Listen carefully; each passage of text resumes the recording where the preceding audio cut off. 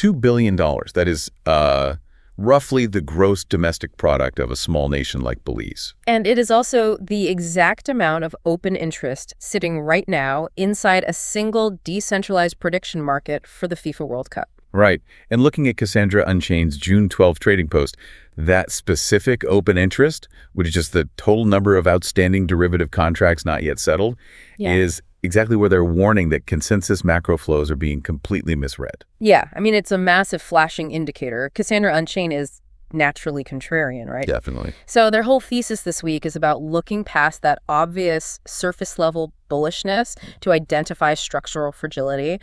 When you see $2 billion localized on Polymarket, you're no longer looking at a niche crypto experiment. It's a market large enough to force the hand of global regulators. Exactly. But I mean, if I'm an allocator looking at a $2 billion liquidity pool with Spain and France co-leading the betting at, 17 and 16%, I'm primarily thinking about yield and market efficiency. Why should I care if Cassandra Unchained is obsessing over a sudden regulatory turf war between the CFTC and New Mexico? It just feels entirely disconnected from the actual capital flow. Well, it feels disconnected right up until your capital gets frozen. Ouch. Fair point. The reason Cassandra is zeroing in on this is that the regulatory perimeter is being drawn in real time right this second, entirely because these markets just cross the threshold into systemic relevance. I see. So you have to look at that $2 billion signal right alongside the concentrated burst of regulatory actions this week.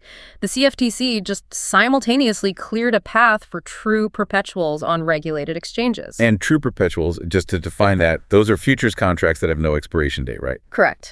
Up until now, those were largely offshore. The CFTC stepping in to clear them onshore is a massive federal land grab. Right. But at the exact same moment, the CFTC sued the state of New Mexico to assert absolute federal supremacy over prediction markets. Oh. Yeah. And then former SEC Chair Gensler is even publicly pushing back against the CFTC's jurisdictional reach. Which creates a total three-way tug-of-war. You have the federal commodities regulator, the federal securities regulator, and a random southwestern state all fighting over the same $2 billion. Precisely.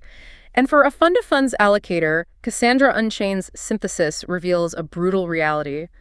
Total platform TVL, total value locked, meaning the total assets deposited, is now a fund-level position conversation. It's not just a small pilot project anymore. Not at all. Okay, let me try to map this out physically. It feels like we're looking at a massive, unregulated superhighway. I like where this is going. And suddenly it gets this huge influx of heavy commercial traffic like 18-wheelers carrying that $2 billion in Polymarket liquidity. Yes, and because the volume is real and highly profitable, the federal government rushes in to build massive toll booths. Which is the CFTC clearing true perpetuals and asserting federal dominance. Exactly.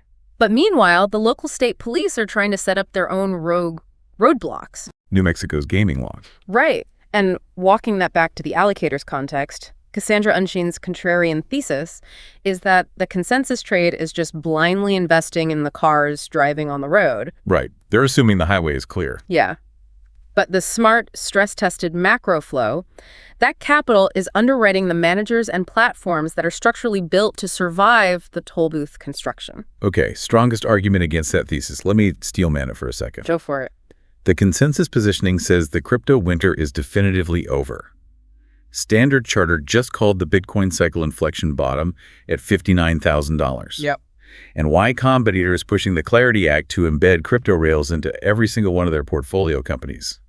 How do you answer that level of bullish macro consensus? Look, calling the bottom at 59K is a concrete cycle inflection point. I'll concede that. And YC's move is obviously massive for adoption. So the macro winds are blowing in a good direction. They are.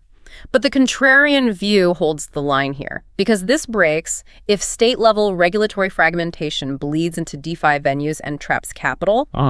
It also breaks if information asymmetry costs skyrocket. Look at the media consolidation signal we just saw. Right, Blockworks just absorbed Masari. Exactly. The data and research layer is consolidating, which immediately reprices the information edge alpha for any systematic manager you underwrite. Because they have fewer independent eyes looking for those local roadblocks. Precisely. Okay, so if I'm an allocator on Monday morning, what are my concrete moves? 3 things. Number 1, stress test your protocol exposure.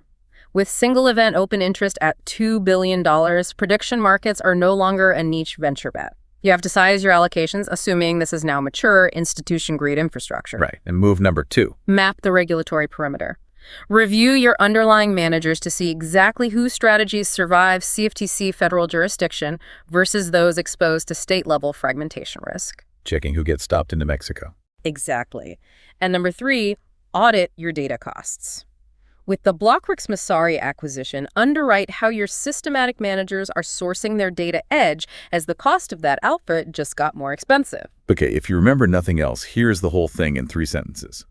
Cassandra Unchain's latest macro synthesis reveals a collision between $2 billion in raw prediction market liquidity and a sudden CFTC regulatory land grab. For an allocator, this matters because the regulatory perimeter being drawn right now strictly determines which of your manager strategies will survive. It's exactly like watching the federal government and state police fight over toll booths on a new superhighway. You need to know who controls the road before you fund the fleet. That sums up the structural risk perfectly. Now, here's what this can't tell you yet. The specific tactical short-term calls Cassandra Unchained is making, since direct transcripts of those exact trades require a direct read. The real thing we're watching is whether this $2 billion liquidity scale holds when New Mexico files its actual court response to the CFTC injunction. That's your AION Investor briefing. Stay informed every weekday. Subscribe now and download the AION app at aionpowerhouse.com.